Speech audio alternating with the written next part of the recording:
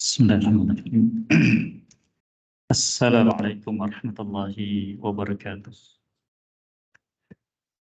Innal hamdalillahi nahmaduhu wa nasta'inuhu wa nastaghfiruh wa na'udzu billahi min shururi anfusina wa min sayyiati a'malina man yahdihillahu fala mudilla lahu wa man yudlil fala hadiya lahu. Asyhadu an la ilaha illallah wahdahu la syarika lahu wa asyhadu anna Muhammadan 'abduhu wa rasuluhu sallallahu alaihi wa ala alihi wa ashabihi ومن تبعهم بإحسان إلى يوم الدين وسلم تسليما كثيرا أما بعد. Hadirin para bapak, ibu dan saudara-saudara sekalian jamaah salat maghrib yang berbahagia, semoga Allah senantiasa melimpahkan rahmatnya dan keberkahannya kepada kita sekalian. Alhamdulillah, kita memuji Allah Jalla wa'ala dan bersyukur kepadanya atas segala limpahan karunia dan nikmat yang diberikan kepada kita sekalian, khususnya iman dan kemudahan dalam ketaatan. Semoga Allah menjadikan kita tetap di atasnya sampai kita berjumpa dengannya dalam keadaan Dia ridha kepada kita sekalian. Salam dan salam tak lupa juga kita sampaikan kepada teladan kita dan pemimpin kita, Nabi kita Muhammad sallallahu alaihi wasallam, keluarganya, para sahabatnya, dan siapapun yang mengikuti jalan beliau sampai akhir zaman. Kita masih bersama faedah dari kitab Al-Wadih yang ditulis oleh Fadlatul Syekh Dr. Muhammad Badi' Musa hafizallahu ta'ala, masih bersama pembahasan tentang menjamak antara dua salat. Sudah kita lewati di majlis sebelumnya, di antara keadaan yang kita diperbolehkan untuk menjamak dua salat adalah dalam keadaan melaksanakan ibadah haji, yaitu ketika di Arafah dan Muzdalifah. Kemudian yang kedua, ketika kita sedang melaksanakan safar. Dan pada majlis ini insya Allah kita lanjutkan penjelasan beliau tentang kapan kita dibolehkan untuk sholat jamak antara dua sholat, yaitu zuhur dan asar, serta maghrib dengan isya. Beliau katakan yang ketiga, al-matar, yaitu ketika turun hujan. Sebagaimana kita ketahui sebelumnya bahwa agama yang Allah tetapkan bagi para hambanya untuk ibadah kepada Allah Jalla wa'ala agar tidak menjadi beban, tapi menjadi bagian dari kehidupannya, kegiatan hidupnya. Hal ini disebutkan dalam banyak ayat dalam Al-Quran, diantaranya Allah sebutkan fattaqullaha mastata'tum di surat At-Taghabun. Bertakwalah kalian kepada Allah semaksimal kemampuan kalian. Yaitu apa yang kalian mampu, demikianlah mengerjakannya. Bila tidak, maka jangan memaksakan diri atau melampaui batasnya. Demikian disebutkan di surat Al-Baqarah, la yukallifullahu nafsan illa wus'aha.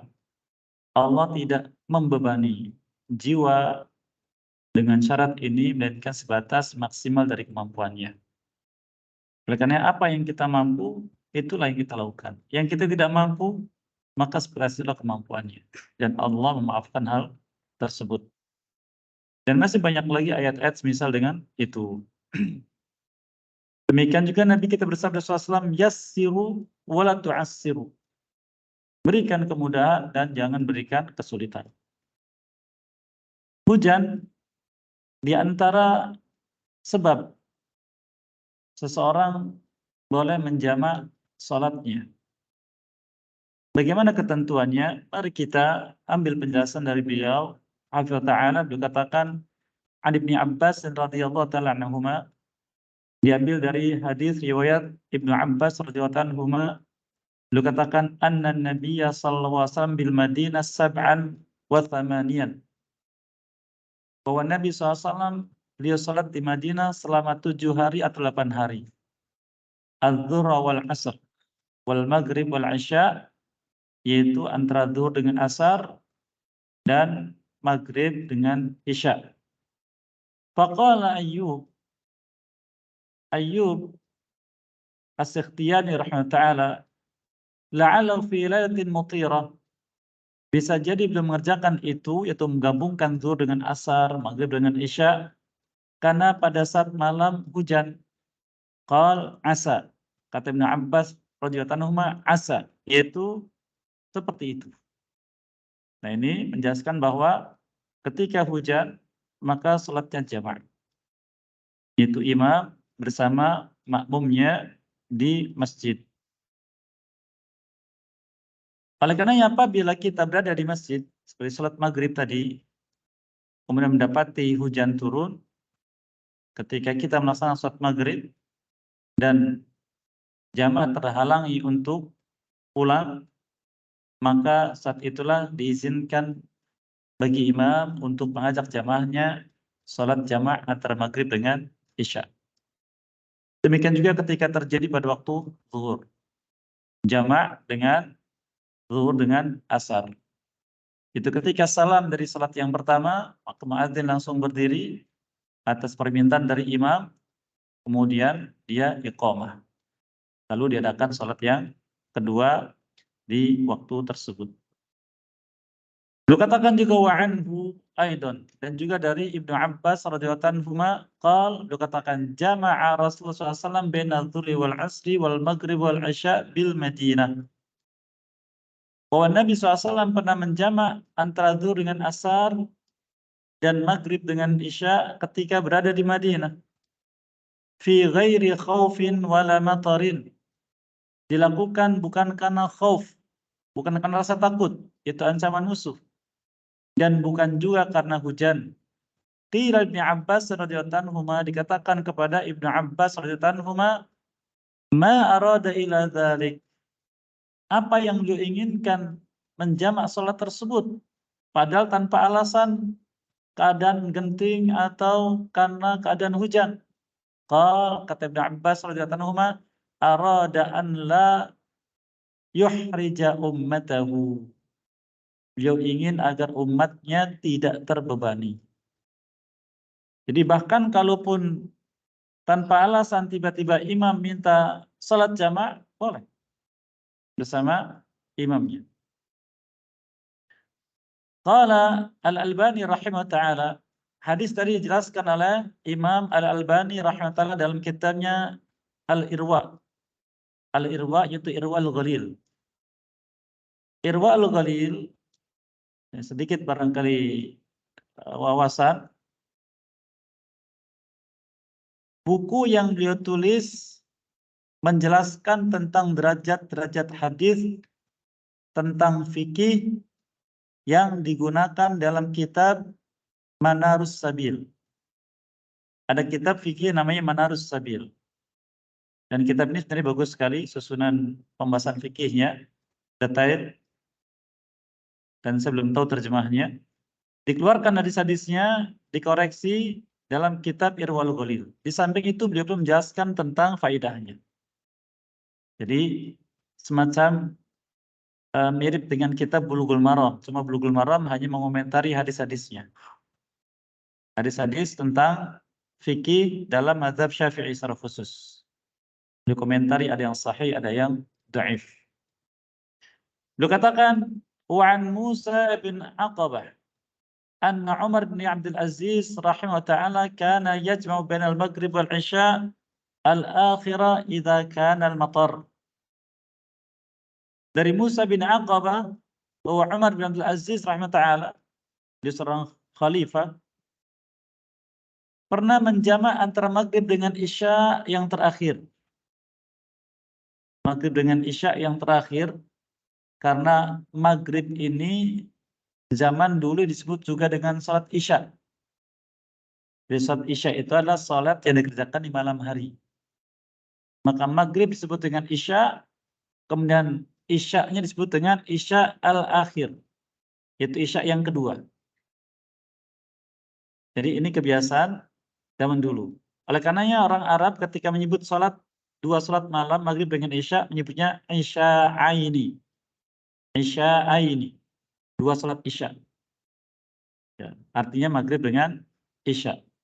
Jadi beliau katakan menjamak maghrib dengan al-isya al-akhirah, yaitu isya yang akhir, maksudnya salat isya yang akan kita hadapi sebentar lagi ini. Idza kana al-matar, apabila turun hujan. Jadi zaman dulu juga khalifah atau pemimpin wilayah itu menjadi imam salat dan khatib Jumat.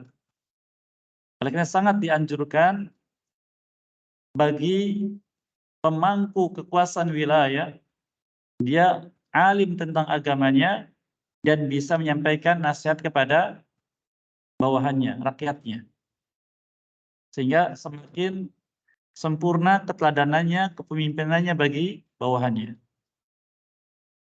Dikatakan wa anna Sa'id bin Musayyib rahimahullah ta'ala wa Urwa bin Zubair rahimahullah ta'ala wa Abu Bakar ibn Abdurrahman rahimahullah ta'ala, ini tiga-tiganya tabi'in. Dan mereka termasuk imam tabi'in dan menjadi sandaran ilmu dan fatwa yang diinginkan. Wa masyikhatu dzalika zaman kanu yusalluna ma'hum, dan masyikhah yaitu para ulama lain selain mereka bertiga. Ketika Khalifah Umar bin Abdul Aziz rahimahullah mengajak mereka untuk sholat jamaah, mereka ikut di belakangnya. Jadi walaupun ulama, walaupun imam dalam ilmu, maka mereka tetap ikut kepada amir, pemimpin negeri. Maka mereka sholat di belakang pemimpin. Wala yunkiruna dzalik, dan tidak mengingkari itu. Jadi kalau ulama zaman itu mengikuti, berarti mereka tidak mengingkari, arti itu memang disyariatkan. Wa isnaduhuma sahih, dan sanad keduanya tentang dua riwayat tadi sahih. Wa dzalika yadullu ala anna al-jam'a lil matar kana ma'hudan ladaihim. Menunjukkan bahwa salat jama' baik zuhur dengan asar atau maghrib dengan isya ini menjadi kebiasaan mereka zaman dulu, zaman tabi'in. Dan mereka mengikuti para sahabat. Dan sahabat mendapati dari Nabi Sallallahu Alaihi Wasallam. Jadi kebiasaan mereka. Wa yu'ayyidu hadits Ibnu Abbas radhiyallahu anhu al-mutaqaddam, dan dikuatkan itu dalam hadis Ibnu Abbas yang di awal tadi radhiyallahu anhu, yaitu min ghairi khaufin wala matarin. Nabi SAW pernah salat jamaah di Madinah bukan karena alasan keadaan genting, ya, menjelang peperangan, atau juga karena hujan.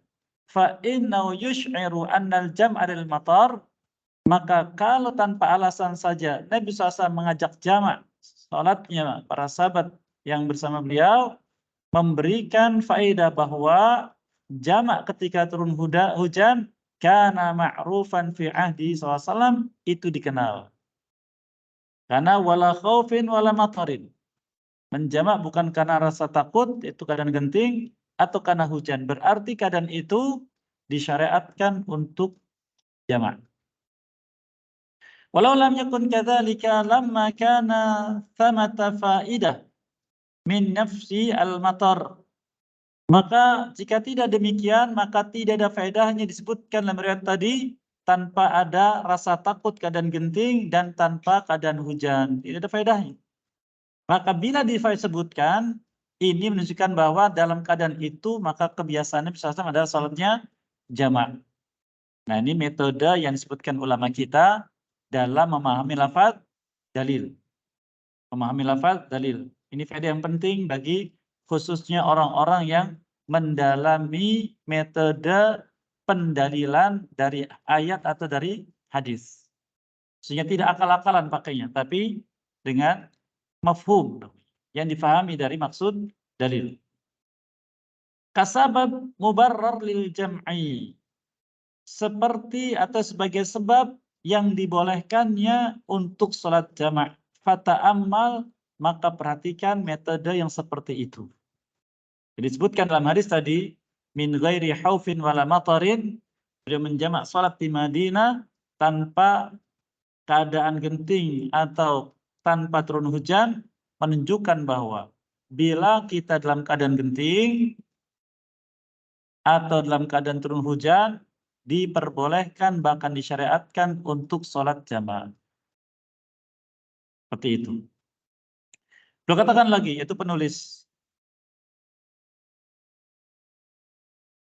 Wa li Malik rahimahullah fil Muwatta. Dan disebutkan juga oleh Imam Malik rahimahullah dalam kitabnya Al-Muwatta. An-Nafi' an Ibnu Umar radhiyallahu anhu, dari Nafi', seorang tabi'in, dari Ibnu Umar radhiyallahu anhu. Dalam ilmu riwayat, apabila kita mendapati riwayat dikeluarkan oleh Imam Malik dari Nafi', dari Ibnu Umar radhiyallahu anhu, ini riwayat yang pasti kuat.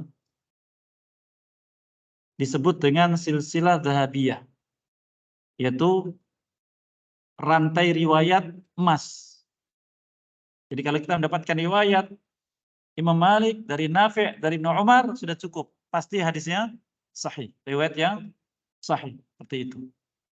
Dan ini banyak dalam ilmu riwayat.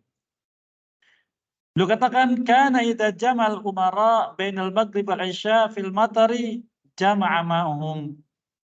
Bahwa Ibnu Umar radhiyallahu anhu apabila amir, pemimpin negeri, baik itu pemimpin kota, apakah bupati atau wali kota, atau pemimpin provinsi, gubernur, atau pemimpin negara, itu presiden, sholatnya jamak, maka beliau sholat bersama mereka. Mungkin sebagian kita bertanya, Ustadz, itu kan perbuatan Ibnu Umar radhiyallahu anhu. Bukankah kita apabila melaksanakan ibadah itu harus dari perbuatan Nabi SAW? Betul. Namun, dalam ilmu hadis ada beberapa sahabat yang bila mereka mengamalkan suatu amal, maka tidak mungkin mereka beramal dengan ijtihad sendiri. Yaitu kemauan sendiri, tidak. Tapi merupakan apa yang mereka dapatkan dari Nabi Sallallahu Alaihi Wasallam. Dan sebagian ulama hadis mensifati Ibnu Umar radhiyallahu anhu kana ashbahu samtan bi Rasulillah SAW. Bahwa Ibnu Umar ini seorang sahabat yang kepribadiannya, khususnya ibadahnya, sangat mirip dengan Nabi SAW. Maksudnya adalah, apa yang beliau perbuat itu, itulah gambaran perbuatan Nabi SAW. Gambaran Nabi SAW. Sehingga tidak jarang para ulama menyebutkan riwayat Ibnu Umar tentang pelaksanaan ibadahnya Nabi Sallallahu Alaihi Wasallam. Termasuk dalam riwayat ini yang dikeluarkan oleh Imam Malik dalam kitab yang Muwatta rahimahullah ta'ala. Kemudian beliau katakan, wa qala Syekhul Islam Ibn Taimiyah rahimahullah fil fatawa. Syekhul Islam Ibn Taimiyah rahimahullah dalam fatwanya menyebutkan yajuzul jam'u lil muhil lil wahli asyadid warrih asyadidah al-barida fi lailatil zulmah wa nahwi dzalika. Diperbolehkan menjamak salat dalam keadaan genting ketika angin bertiup kencang, itu badai, ketika malam sangat dingin dan gelap, dan semisal itu. Wa in lam yakun al-matar nazilan fi as-sahih qaulil ulama, walaupun dalam keadaan itu hujan tidak turun menurut dua pendapat yang paling kuat dari para ulama. Wa dzalika aula min an yusallu fi buyutihim, dan itu lebih baik daripada mereka sholat di rumah-rumah mereka.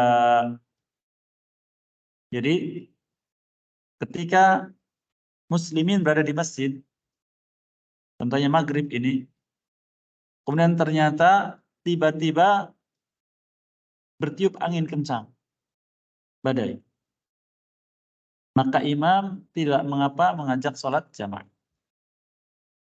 Itu lebih baik, kata beliau, daripada mereka pulang dari masjid ke rumah, lalu mereka sholat isyaknya di rumah masing-masing.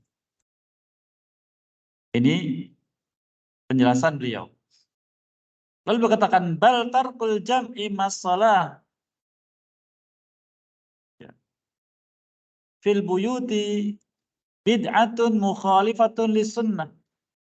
Bahkan meninggalkan jamak sholat dalam keadaan ada penghalang untuk datang dari rumah ke masjid, lalu lebih milih sholat di rumah, maka ini termasuk bentuk penyimpangan yang menyisihi sunnah Nabi Sallallahu Alaihi Wasallam. Jadi menyisihi kebiasaan Nabi Sallallahu Alaihi Wasallam.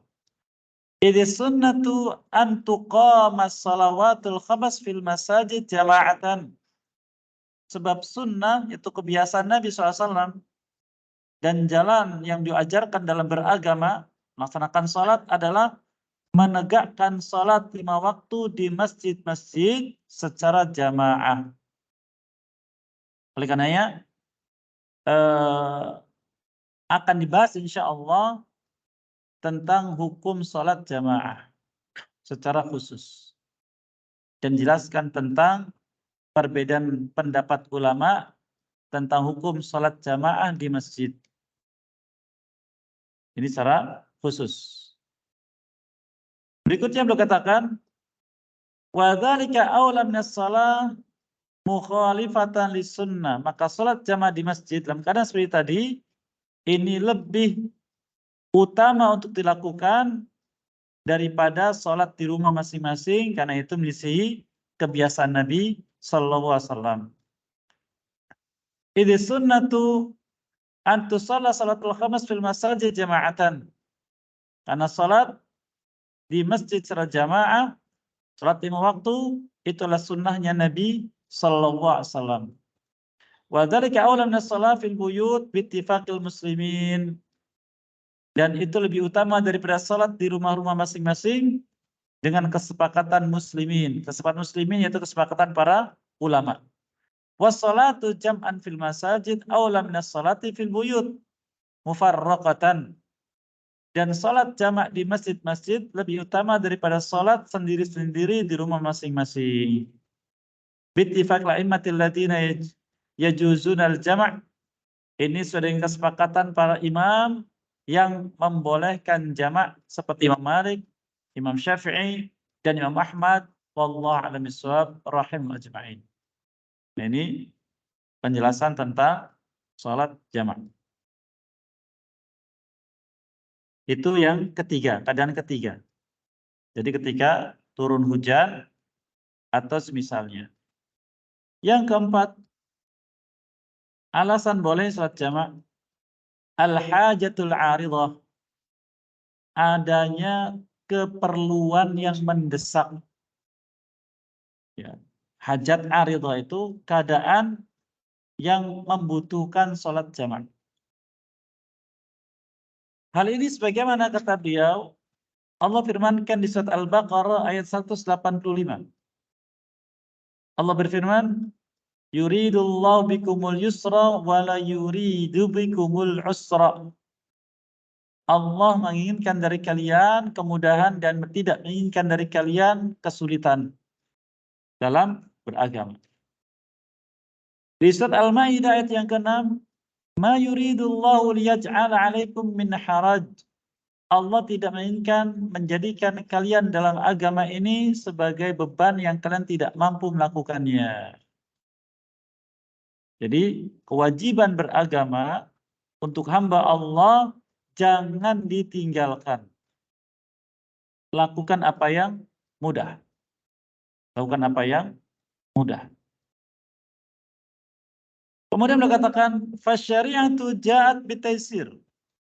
Syariat Islam ini Allah datangkan untuk manusia dengan kemudahan. Wa raf'al masyaqqati wal haraj. Dan diangkatnya beban yang dapat menghalangi pelaksanaan syariat tersebut. Wa rubbama kana minal haraji. Dan mungkin termasuk beban berat yang menyebabkan seorang terbebani untuk melaksanakan ibadahnya, khususnya salat, adalah an yusalliya al-marid kulla salatin fi waqtiha. Orang yang sakit salat setiap waktunya. Tapi sakit yang bagaimana dulu dilihat. Tidak semua sakit boleh jamak. Hanya sakit-sakit yang orang yang menderita sakit tersebut, dia beban kalau sholat harus sesuai waktunya. Itu contohnya orang yang stroke, yang harus berbaring terus di tempat tidur. Atau semisalnya, beban. Maka disinilah penjelasannya bahwa sakit yang seperti itu, maka diperbolehkan untuk jamak. Kita lihat penjelasannya.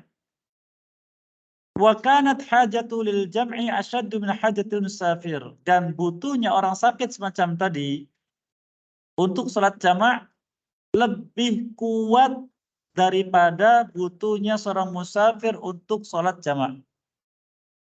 Nah, mungkin kebanyakan kita mengalami safar, kita butuh jamak. Ya. Padahal kalaupun tidak jamak juga bisa. Karena bisa kalau ingin salat tinggal singgah saja. Ya. Ada orang sakit, sulit. Beliau katakan, qala Syekhul Islam Ibn Taimiyah rahimahullah fil fatawa.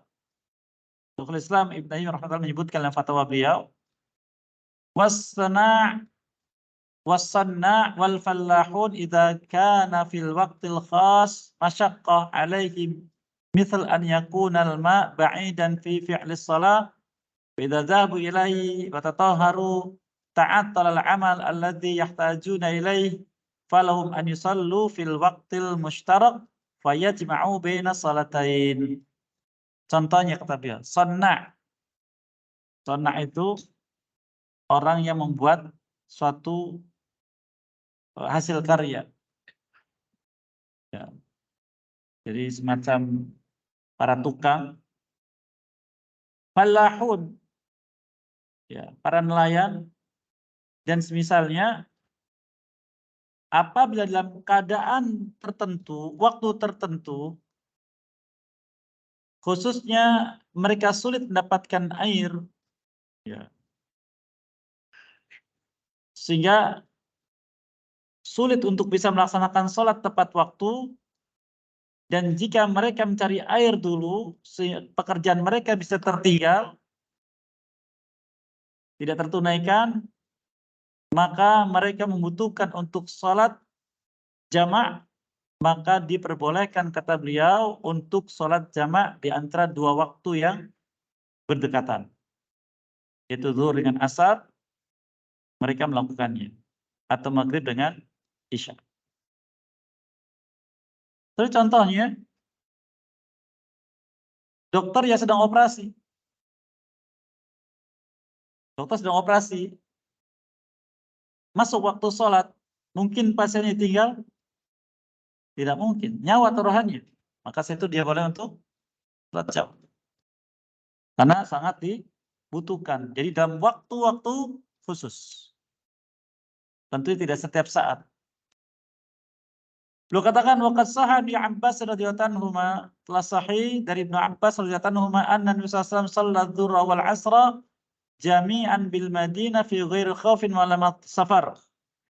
bahwa Nabi SAW pernah salat zuhur dengan asar secara jamak di Madinah tanpa ada alasan karena keadaan genting atau safar. Qala Abu Zubair. Al-Imam Abu Zubair mengatakan rahimahullah, fasa'altu Sa'idan, aku bertanya kepada Sa'id bin Musayyib rahimahullah, lima fa'amila dzalik. Faqala sa'altu Ibnu Abbas radhiyallahu anhuma kama sa'altani. Mengapa beliau melakukan itu? Kata Al-Imam Sa'id bin Musayyib rahimahullah, aku pun bertanya kepada Ibnu Abbas radhiyallahu anhuma tentang pertanyaan itu. Faqala, beliau jawab, arada an la yuharrija ahadan min ummatihi. Nabi SAW ingin agar tidak membebani umatnya. Riwayat Imam Muslim dalam sahihnya. Lalu dia katakan lagi, qala Syekhul Islam Ibn Taimiyah rahimahullah ba'da dzikri hadits Ibnu Abbas. Setelah menyebutkan hadis Ibnu Abbas tadi radhiyallahu anhuma, dia katakan wal jam'u alladzi dzakar Ibnu Abbas radhiyallahu anhuma salat jama' yang disebutkan oleh Ibnu Abbas radhiyallahu anhuma tadi lam yakun bihadza wala bihadza, yaitu beliau kerjakan bukan tanpa alasan yang diperbolehkan jamak, yaitu kondisi takut atau genting atau juga kondisi hujan. Jadi tanpa alasan, tapi beliau jamak. Wa bihadza istadalla Ahmad bihi. Dengan hadis tadi Imam Ahmad rahimahullah berdalil dengan hadis tadi alal jam'i li hadhil umur bi tariqil aula, maka bolehnya menjamak salat bila ada alasan kondisi genting atau kondisi hujan lebih utama untuk salat jamak. Fa inna hadzal kalam yadullu ala anna al jam'a li hadhil umur aula, karena ucapan tadi yaitu Ibnu Abbas radhiyallahu anhu bahwa Nabi SAW pernah di Madinah menjamak salat tanpa alasan takut atau alasan hujan, maka lebih utama bila terjadi keadaan seperti itu. Wa hadza min babit tanbih bil fi'li. Ini merupakan penjelasan dari Nabi SAW secara perbuatan bahwa apabila dibutuhkan untuk salat jamak, maka diperbolehkan jamak walau tanpa keadaan yang genting, keadaan yang menuntut. Fa'inau idza jama'a liyurfa al-haraj al-hasil bidunil khawf al-matar was safar. Maka apabila Nabi SAW saja melaksanakan salat jamak bersama jamaah yang hadir bersama beliau, untuk menghilangkan beban yang dihasilkan dari keadaan takut dan hujan atau safar, fal haraj al hasil bihadhi aula am yurfa, maka bila ada keadaan yang nilainya mirip dengan keadaan tadi, maka diperbolehkan untuk dilakukan salat jamak. Wal jam'u laha aula minal jam'i li ghairiha, maka jamak karena alasan-alasan tadi yang disebutkan dalam hadis Ibnu Abbas radhiyallahu anhuma itu lebih utama dilaksanakan salat jamak. Jadi contohnya kondisi genting. Contohnya bagaimana genting itu terjadi huru-hara di sekitar kita yang tidak mungkin kita sholat pada waktunya, maka sholat jamak. Sholat jamak karena keadaan genting atau keadaan apapun semisal itu. Lalu dia katakan wa mimma yubayyinu anna Ibnu Abbas radhiyallahu anhu lam yuridil jamal lil matar, dan yang menjelaskan bahwa Ibnu Abbas radhiyallahu anhu menjelaskan bahwa Nabi SAW sholat seperti beliau sebutkan riwayatnya menjamak sholat bukan karena hujan, maka wa in kana al jam'u lil matar aula bil jawaz, maka bila turun hujan kemudian sholat dilakukan dengan jamak, maka ini lebih utama untuk dilakukan. Bima rawa Muslim an Ibnu Abdullah bin Syaqiq, sebagian disebutkan hadisnya oleh Imam Muslim riwayatnya rahmatullah dari Abdullah bin Syaqiq radhiyallahu anhu Qal khatabana Ibnu Abbas yauman ba'dal asr. Suatu hari Ibnu Abbas radhiyallahu menyampaikan khutbahnya setelah salat asar. Jadi khutbah itu adalah kalimat yang disampaikan orang alim di depan majelis. Itu khutbah namanya. Yang dilakukan secara tiba-tiba, bukan rutin. Adapun khutbah yang kita kenal hanya pada salat Id atau salat Jumat. Beliau spontan menyampaikan nasihatnya, maka disebut dengan khutbah setelah salat asar. Hatta gharabati syamsu wa badatin nujum. Sampai matahari tenggelam dan bintang mulai bermunculan. Wajalan nas yaqulun, sampai sebagian jamaah mengatakan as-shalah as-shalah. Sekarang masuk waktu salat maghrib. Qal faja'ahu rajulun min Bani Tamim la yaftaru wa la yanthani. As-shalah as-shalah. Sampai datang seorang dari Bani Tamim yang dia tanpa sebab menyampaikan teguran, as-shalah as-shalah. Sekarang waktunya salat maghrib. Faqala Ibnu Abbas radhiyallahu anhuma, belum menyampaikan, atu'allimuni bisunnah? Apakah engkau mengajari aku tentang sunnah? Ya, seakan-akan bahasa beliau menunjukkan ketinggian. Engkau ajari aku tentang sunnah? Bukan begitu. Jadi kita melihat orang. Kalau ada orang sedang menyampaikan nasihat, dan kita kenal orang itu dikenal alim di kalangan masyarakatnya, maka kita tidak pantas untuk menyampaikan teguran di depan massa. Di depan orang banyak. Tidak pantas.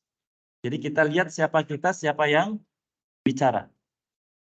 Kecuali bentuknya pertanyaan, maka itu berbeda. Contohnya misalkan, bukankah sekarang sudah masuk waktu salat maghrib? Nah, begitu. Ini adab namanya.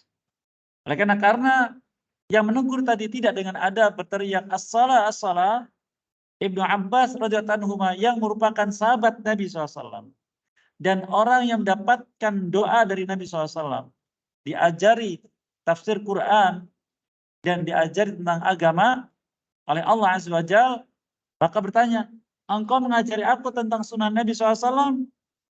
Maknanya siapa lebih paham tentang sunnah Nabi SAW? Aku atau Anda? Dan dia seorang sahabat. Lu katakan, la ummalak. La ummalak ini bahasa Arab zaman dulu maknanya semoga engkau celaka. Gitu. La ummalak. Jadi ungkapan kemarahan. Dengan bahasa santun. Bukan seperti bahasa kita yang mungkin kadang agak kasar. Gimana biasanya kalau seorang marah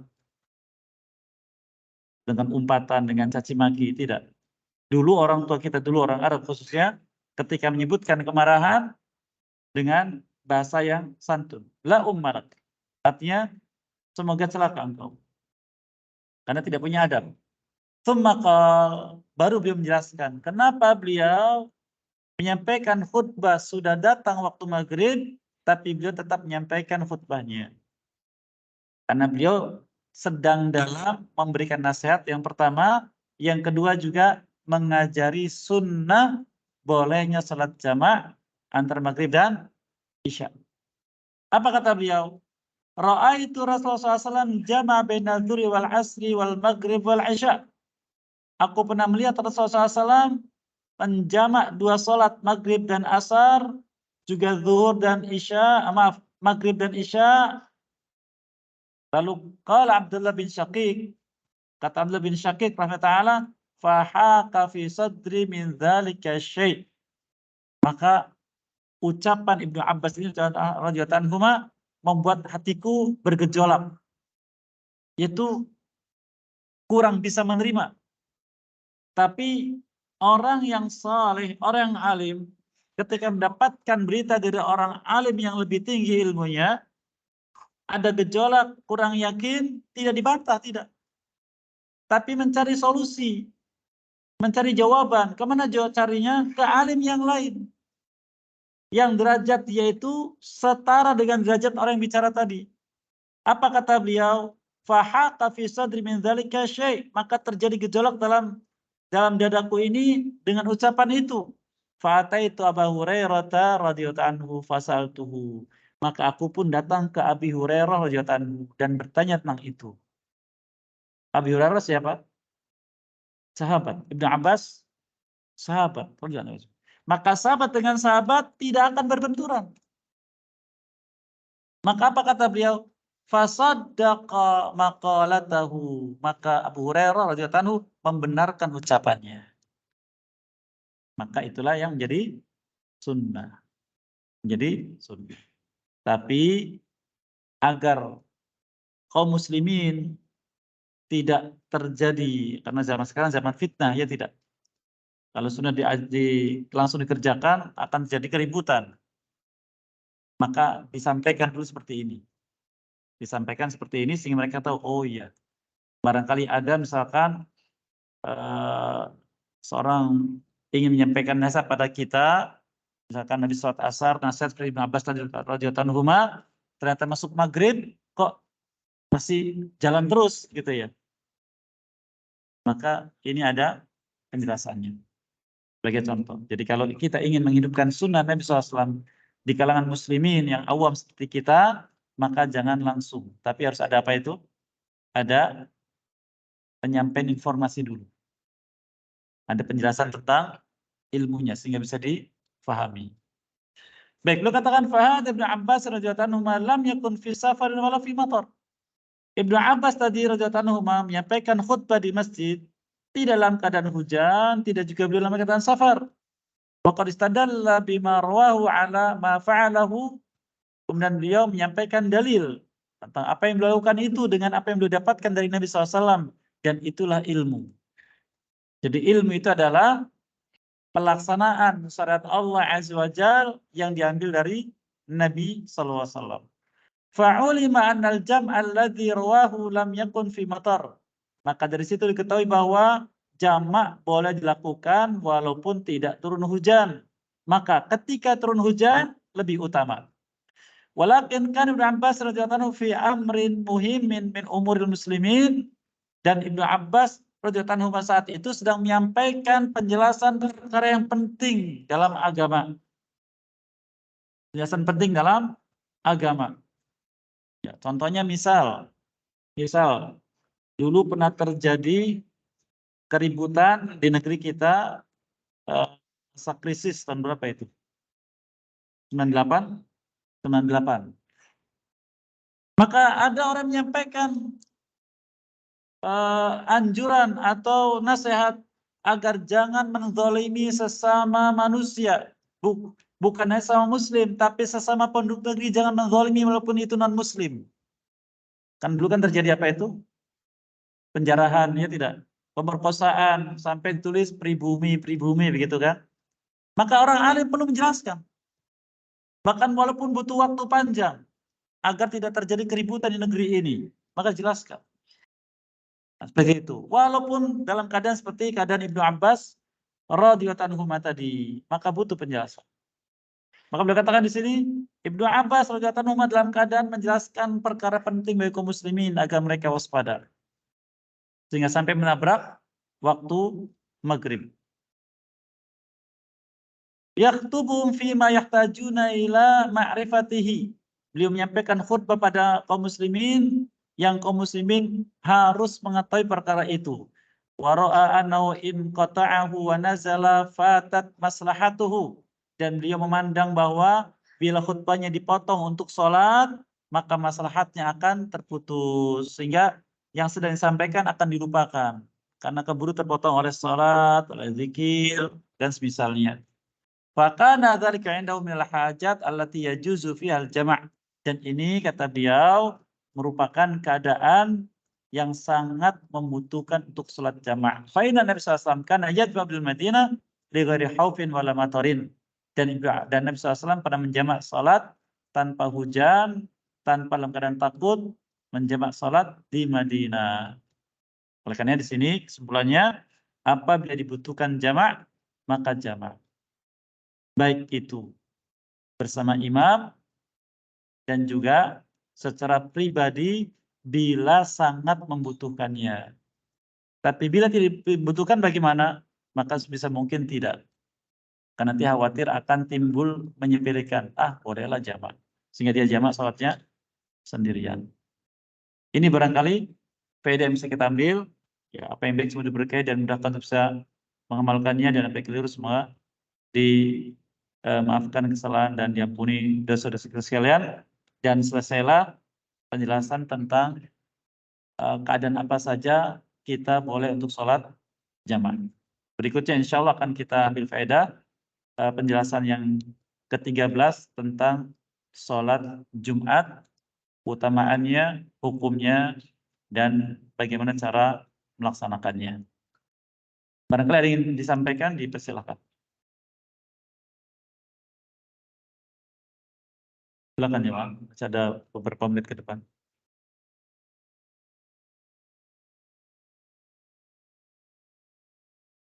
Silakan Pak.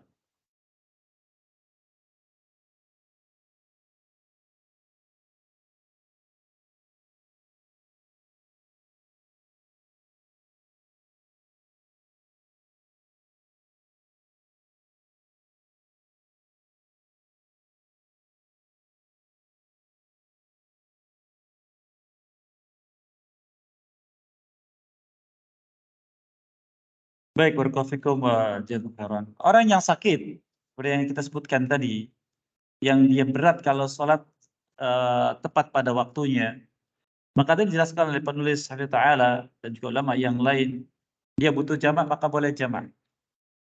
Kapan? Boleh jamak di awal waktu, zuhur dan asar di waktu zuhur, atau boleh di waktu yang kedua, yaitu di waktu asar. Jadi zuhurnya ditunda sampai datang waktu asar, bila dia membutuhkan itu. Demikian Allah. Satu lagi, silakan.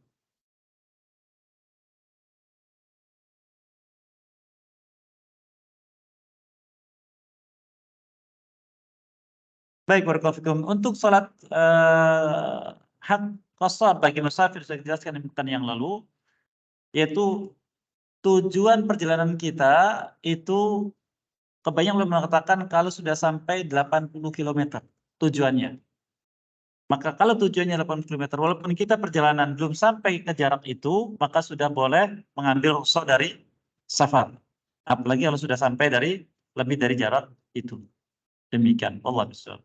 Demikian Rasulullah Muhammadin wa ala alihi wa sahbihi alamin subhanallah hamdik asyhadu an la ilaha illa anta astaghfiruka wa atubu ilaik. Assalamualaikum warahmatullahi wabarakatuh.